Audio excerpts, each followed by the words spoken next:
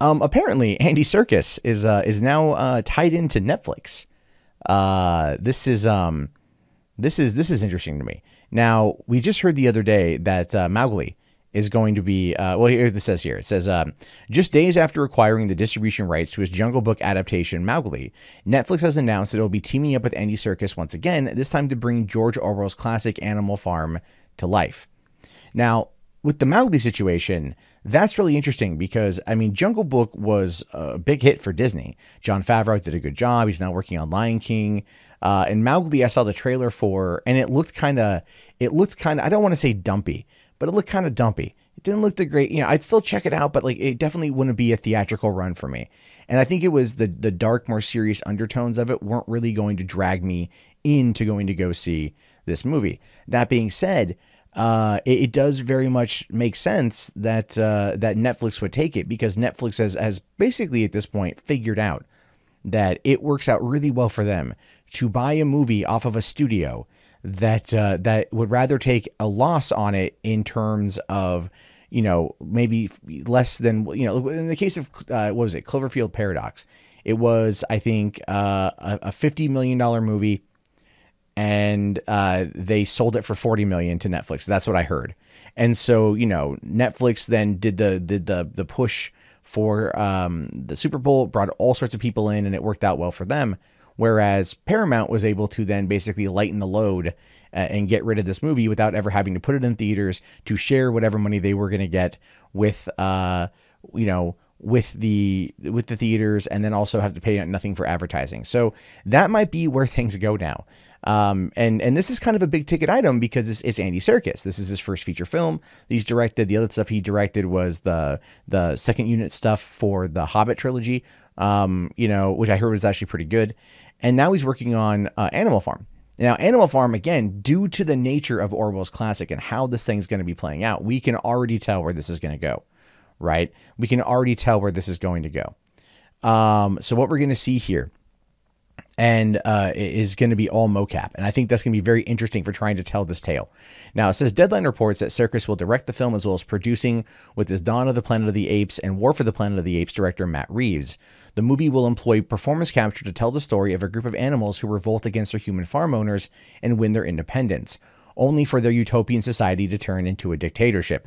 Now, it's interesting that they're doing this now, right? Everyone has been talking about 1984 and George Orwell, Big Brother, and the current society. And Animal Farm has a whole other connotation behind it. And I'm really wondering, like, how this is going to play out. Like, who would play the pigs? You know what I mean? Who would play the pigs who take over, who slowly transform from you know, into bipedal animals that slowly take on the characteristics of their former masters as they enslave the other people on the farm. It's going to be a very interesting and very, very, very dark adaptation, I think. And that actually makes me super excited for this. Now, it says here that we are incredibly excited to finally have found the perfect creative home in Netflix for this extraordinarily zeitgeist work by George Orwell. On top of that, to be reunited with my great friend Matt Reeves, with his acute sensitivity, storytelling intelligence, and honesty and command in his realm. It is to have the very best scenario for a long-held passion to bring this fable alive. Now, we know that the Dawn for the Planet of the Apes and War for the Planet of the Apes, I mean, those things went pretty dark, right? Those things went pretty dark. And it's very interesting to see what's going to come out of this one.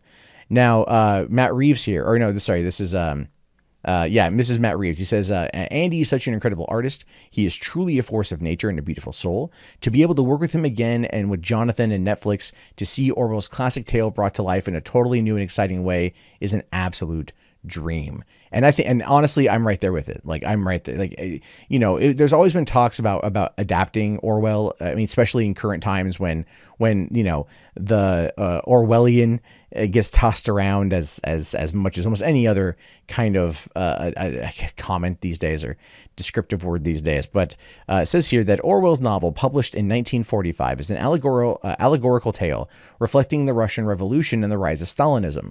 It has twice been adapted, with the 1954 animated version and a live-action TV movie in 1999. Serkis and the Imaginarium production company acquired the rights back in 2012. Now, they're going to retell this, obviously, with wanting to touch on current political events And, you know, and again, I'm not trying to get too political on this one, but I'm wondering if this is going to be aimed at the Democratic Socialist Party more than anything else right now, because we see the rise of Alexandria Ocasio-Cortez, and I'm wondering if that's going to be ultimately what they're going to try to model this after. Now that is a wild speculation. I do not know the politics of Matt Reeves or Andy Serkis. I don't know if they're going to try to use it to attack President Trump and Putin and everything like that. I don't know. I don't know, but I think they're gonna comment on one political extreme or another. And that's basically where things are right now with this, right? So yes, there was the TV movie. I never saw it. That's why I didn't know about it. But the but a mocap performance version of this movie from the team behind Dawn of the Planet of the Apes and War for the Planet of the Apes, with Andy Serkis directing motion capture. I'm very excited for this. I'm very much wondering what content they're going to, if they're going to censor anything, if they're going to if they're just going to tell the straight story. And this is the beauty of Netflix. The beauty of Netflix here tells us that they're going to let them go and do whatever they want, right? Netflix, they're going to sit there and just let them get away with basically whatever. And I think that's going to be pretty freaking cool. Because it's not something, if this was with Warner Brothers or Fox or Sony or Disney or Lionsgate, or Paramount, they would change parts of it. They would want to adapt parts of it a certain way, or maybe not want to put in something as a way to maybe not be called out for offending a particular sensibility. Whereas Netflix don't give a shit.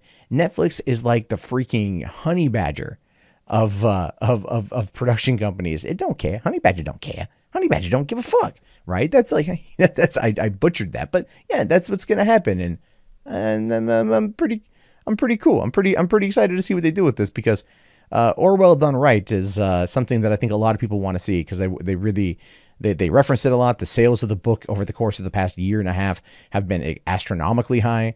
So let's see what happens with that. If you enjoyed this video, please consider becoming a patron today for just $1 per month over at patreon.com/MundaneMatt.